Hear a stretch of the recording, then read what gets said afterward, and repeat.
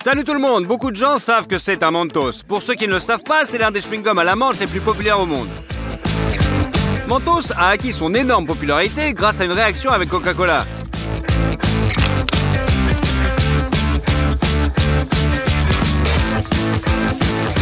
Ouais, d'autres blogueurs avaient des réactions vachement plus importantes. Mais bon, écrivez dans les commentaires ce que j'ai déjà fait. Je dois trouver de quoi sont faits les Mentos. On regarde de plus près. Alors, il y a des taches de menthol dans la couche de glaçage. Maintenant, regardons à l'intérieur. Ici, nous avons une gomme blanche et douce. Et il s'avère qu'il y a aussi du sirop de menthe poivré à l'intérieur. C'est parti. Maintenant, nous sommes clairs et nous pouvons commencer à faire une menthe géante.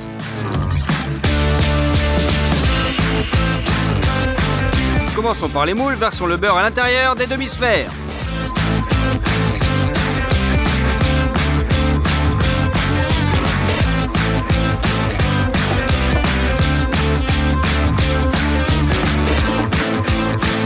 Et on répartit uniformément.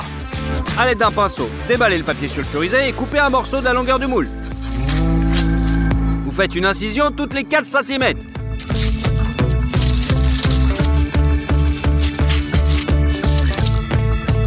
Et recouvrez le moule. L'huile fait adhérer le papier sulfurisé. Couvrez de manière à ce qu'il n'y ait pas d'espace entre les moules. On commence avec les petites mouchetures bleues et on fait du caramel. Versez le sucre dans une casserole et versez un petit peu d'eau. Et pour rafraîchir la laine, il faut des cristaux de menthol purs. Ils ont un arôme d'une puissance de malade. Mettez une petite pincée dans la sauteuse. Faites bouillir le caramel à 145 degrés. Et vous pouvez le retirer. Recolorez le caramel de menthol en bleu.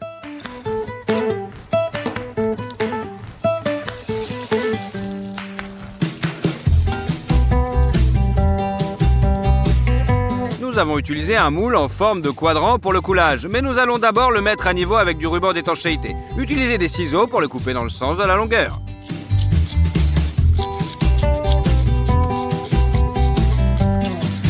Et faites-le glisser sur le moule.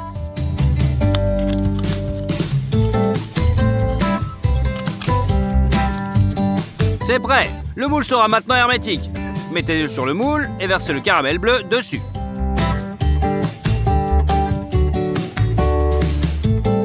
Pour accélérer la congélation, nous utilisons de l'azote liquide dans un flacon pulvérisateur. Mais une paille pour pas qu'on se gèle les doigts. Et vaporisez l'azote directement sur le caramel chaud. La température du spray est de moins 195 degrés, donc le caramel gèle que presque instantanément. La première pâte est faite. Vous pouvez plier un peu la forme pour les rendre plus aléatoires. Et puis on verse à nouveau le caramel.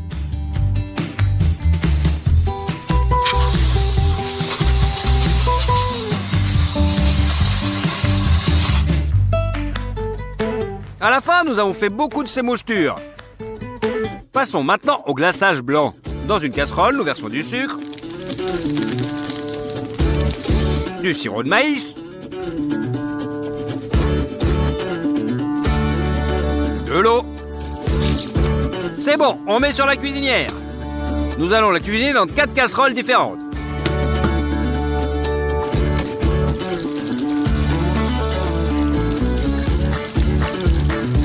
Faire cuire le caramel pendant environ 10 minutes jusqu'à ce qu'il atteigne 137 degrés.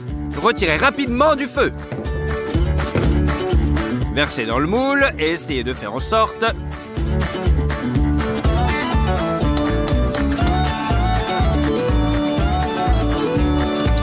que le glaçage ait la même épaisseur sur tous les côtés.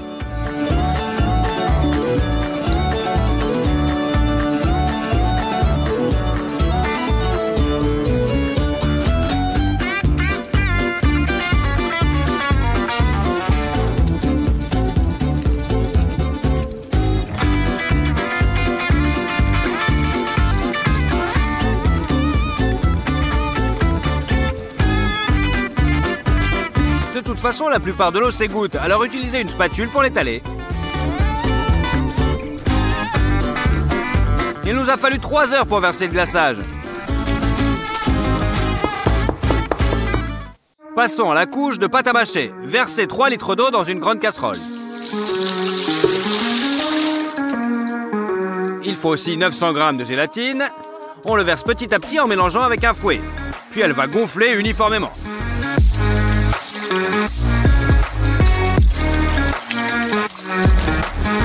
Lorsque la masse ressemble à de la purée de pommes de terre, elle est prête. Ensuite, vous avez besoin de 5 kg d'huile de noix de coco. Ouvrez un bidon en plastique.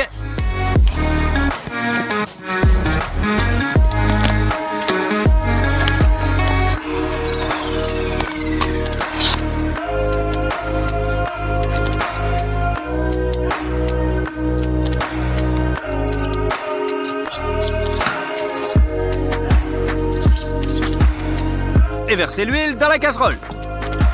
Maintenant, nous versons 1,6 kg de fécule de maïs. Et mélangez cette mixture avec un énorme mixeur.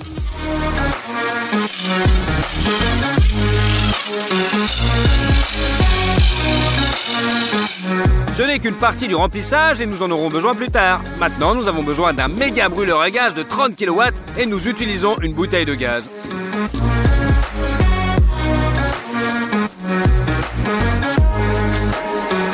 Nous installons une grosse casserole et versons 10 litres de sirop de maïs.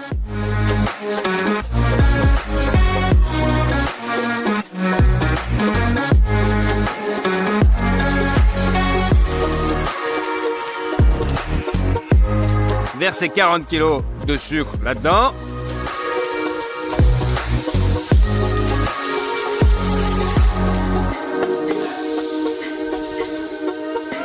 Et 8 litres d'eau.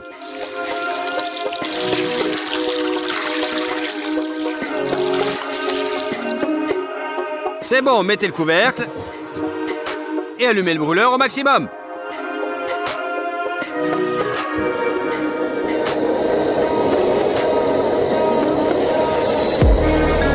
Après 10 minutes, le caramel est bouillant.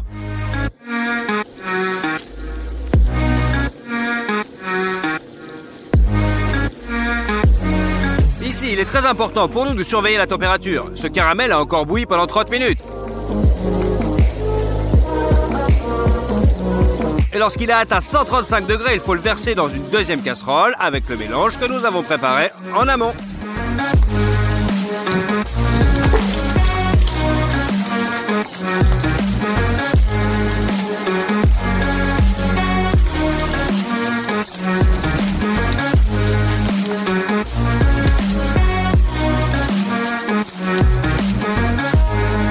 Et avec un mixeur, on mélange tout ensemble.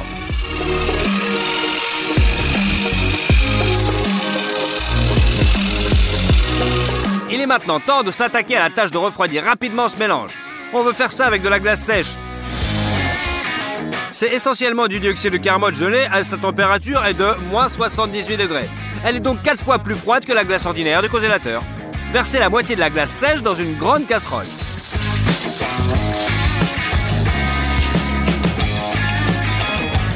Mettez une casserole avec la masse chaude sur le dessus. La glace chaude s'évapore très rapidement au point que de contact produit un drôle de grincement.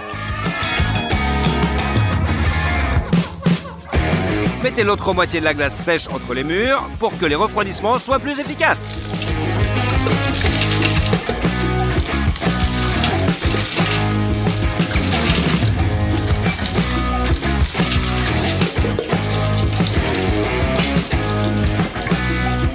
La casserole est déjà recouverte de givre. Commencez à remuer la masse pour la refroidir uniformément.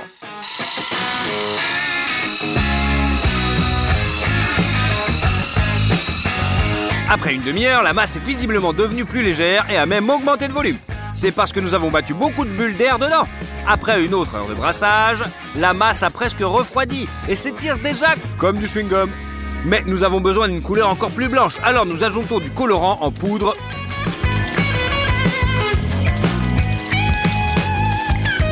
Et on mélange.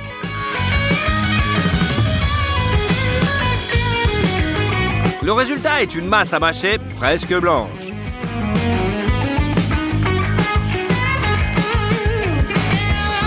On le verse dans le moule.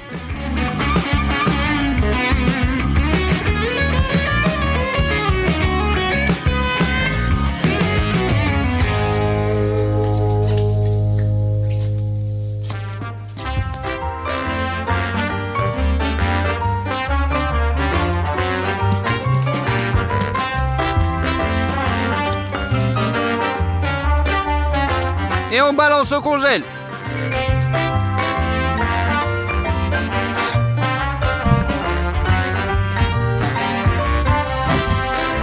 Pressez les creux exactement au milieu avec des bols. Laissez congeler.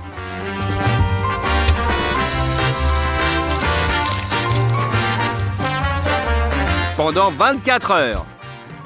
Maintenant, il est temps de faire le sirop de menthe. Les cristaux de menthol que nous avons utilisés précédemment ont un arôme rafraîchissant super balèze, mais ils n'ont pas un goût de menthe. Nous fabriquons donc l'arôme nous-mêmes. Nous introduisons un morceau de gaz dans l'extracteur comme filtre et le remplissons presque jusqu'en haut avec de la menthe séchée.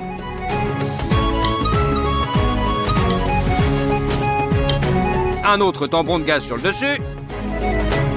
Versez 2 bouteilles d'alcool dans la fiole.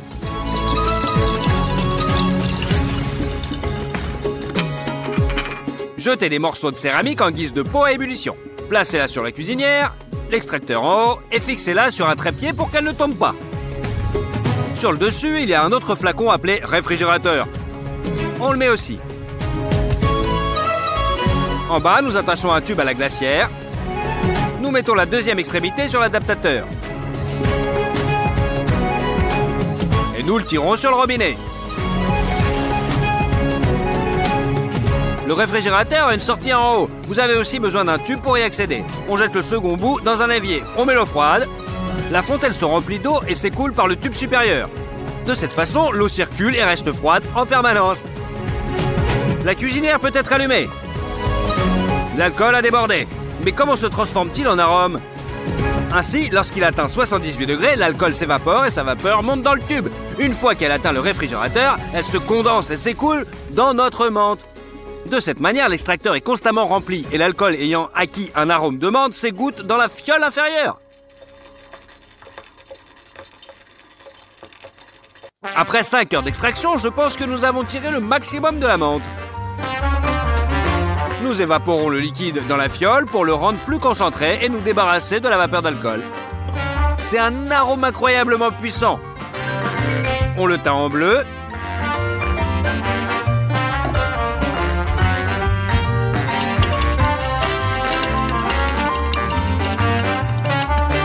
Et on le verse à travers un tamis dans une carafe.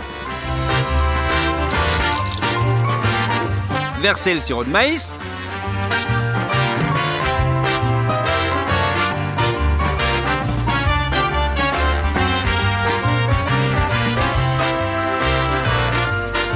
Il ne reste plus qu'à l'incorporer.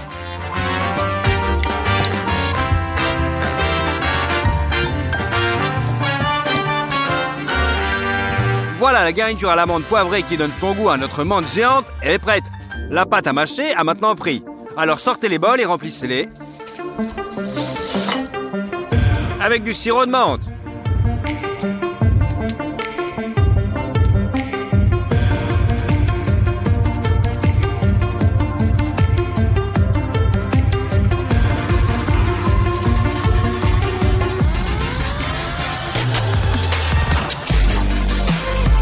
Laissez prendre pendant toute la nuit. Le matin, le sirop a durci et les moules peuvent être sortis du congèle.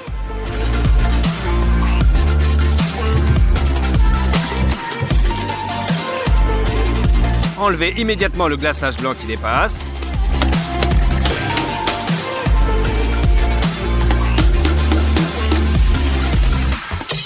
Et retirez les moitiés des énormes mentos des moules.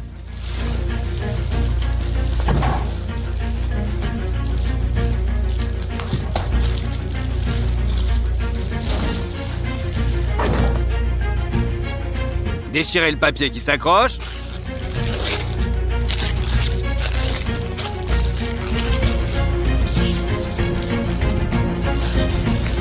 On coupe encore un petit peu les bords.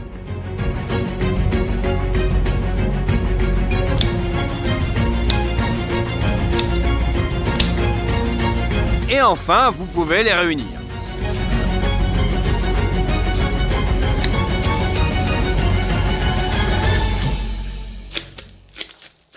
C'est pas mal, mais le joint n'est pas très joli. Donc nous faisons un peu plus de glaçage blanc.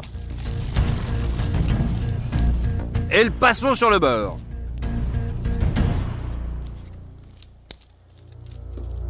Ça y est, le manteau géant qui pèse 70 kg est enfin prêt. Il a fallu 4 jours pour le fabriquer et je pense qu'il ressemble plutôt pas mal à l'original. Allez, on va essayer les manteaux géants. Bonjour à tous, aujourd'hui nous avons 3 missions différentes. Pour $1, $10 et $100. Nous allons cuisiner des saucisses sur bâtonnet, dit corn dog, avec des moyens différents. On commence par une saucisse sur bâtonnet à $1. On l'ouvre et on enfile la saucisse sur le bâton. Pour la pâte, battre un œuf dans un verre.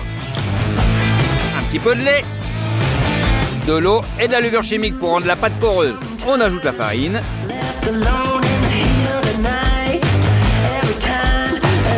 Et on malaxe le tout.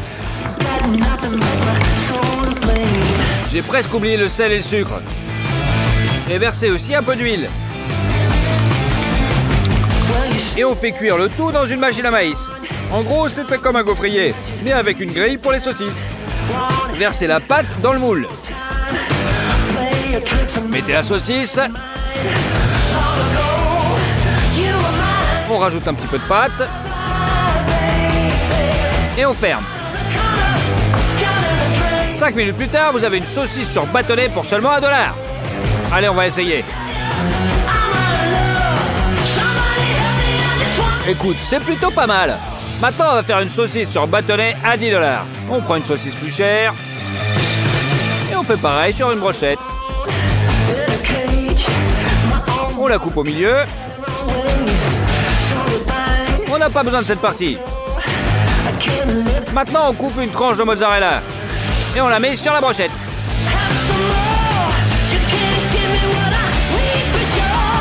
On va aussi améliorer le bacon.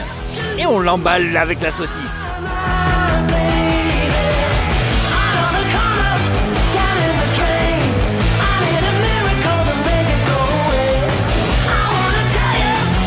Pour la pâte, nous utilisons de la farine de maïs de meilleure qualité. Du sel, du sucre, de la levure chimique, du lait et un œuf.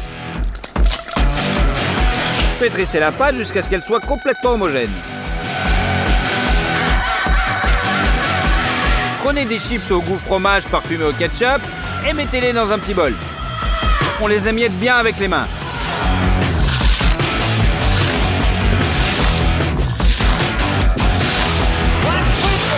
On ajoute pas mal de paprika.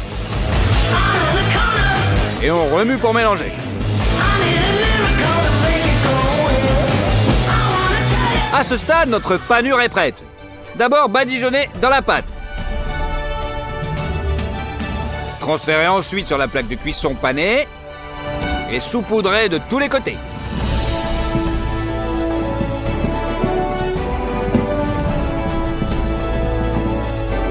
Ouvrez une bouteille d'huile et versez-en 1 litre entier dans une casserole.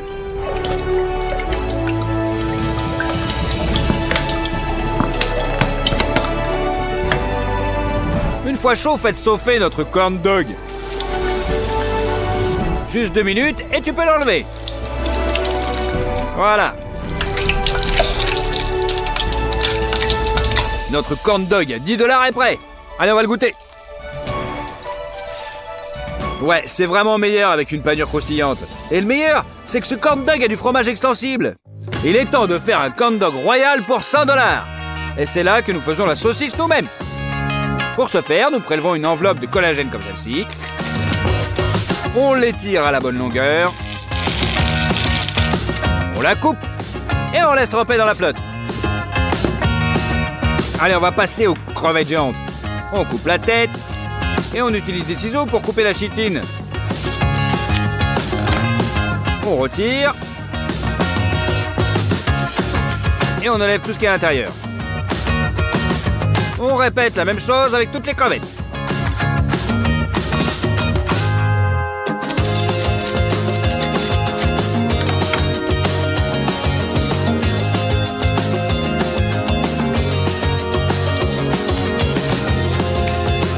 L'étape suivante est le découpage en tranches. Laissez des morceaux de crevettes assez grosses pour qu'on puisse les sentir à l'intérieur de la saucisse.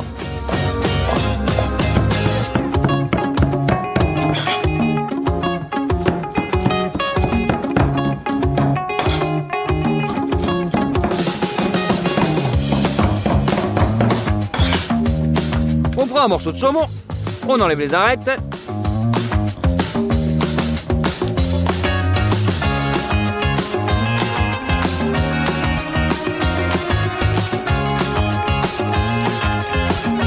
On le met de l'autre côté.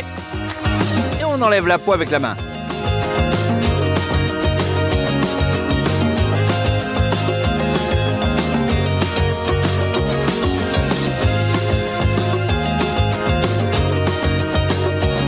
Ensuite, on découpe le filet propre et en dés.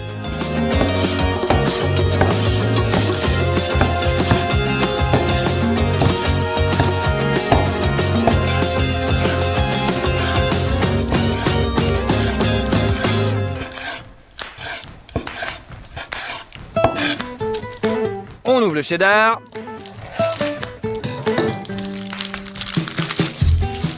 D'abord, on le coupe en fines lanières.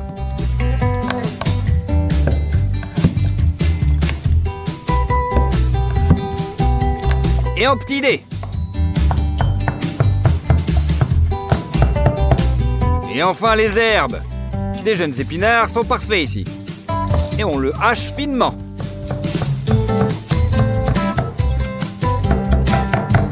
Et on met tous les ingrédients dans un bol. D'abord, on met du poivre, du sel,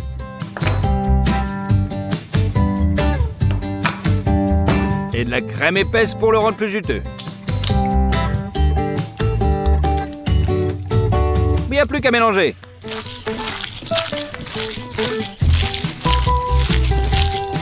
Mettez tout ça dans une poche à douille.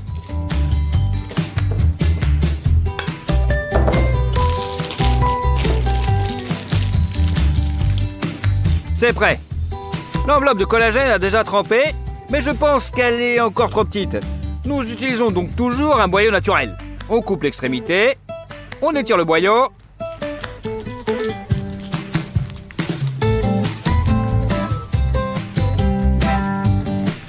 Et on y pousse la viande hachée.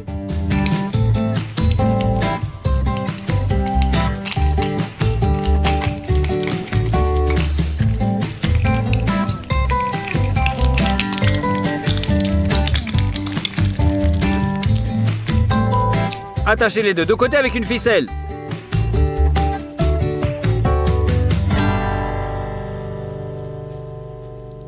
Tordez au milieu.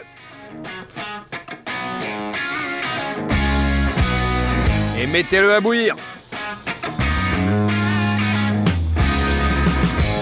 Préparez de l'eau glacée à l'avance. Et après 10 minutes de cuisson, mettez-les dans l'eau pour qu'ils soient instantanément cuits par leur propre chaleur. On les sort de l'eau, on les coupe et on obtient une saucisse comme celle-ci. On va passer à la pâte. Ici, nous utilisons de la farine de maïs et de blé, de la levure chimique, des miettes de noix de pécan,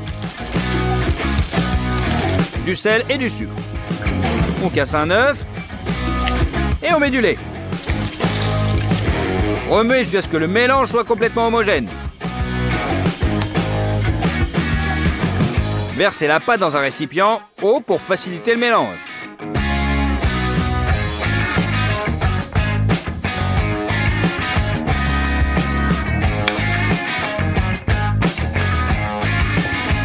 La panure sera constituée de cette chapelure panko japonaise.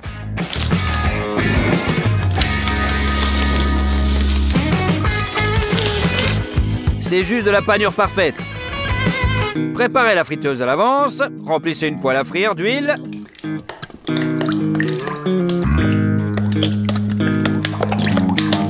Et faites-la chauffer. Ensuite, la saucisse sur un bâton. Coupez le cheddar en tranches.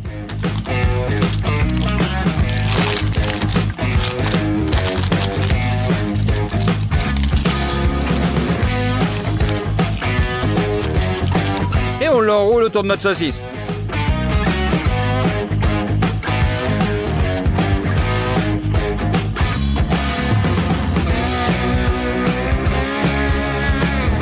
Trempez le tout dans la pâte.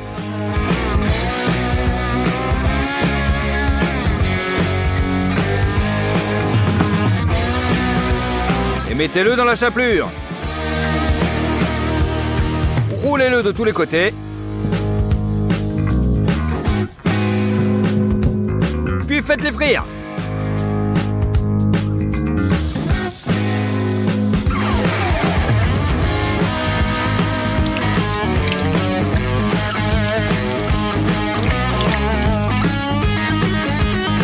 Maintenant, on sort de la friteuse. Un petit peu de ketchup.